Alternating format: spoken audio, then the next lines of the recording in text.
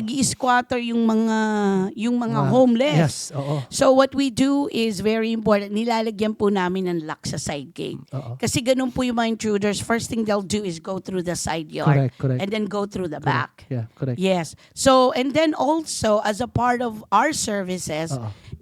chine-check namin yan weekly pag Yes. vacant yung bahay. Oo. Kasi we wanna make sure na hindi naiwan yung thermostat. Minsan kasi may mga ibang realtor na bubuksan. If full blast yung heater, walang Oo. tao sa bahay, Oo. kawawa naman yung seller Oo. stuck sa malaking electric bill. Bill, di ba? Oo. Or minsan nakalimutan isarado yung faucet, or minsan nakalimutan isarado yung sliding door. Yes, or just I making mean- the windows are not closed or Yes, whatnot. oo. Yeah. So importante po na chine-check, ini-spot check Yeah. po namin to make sure na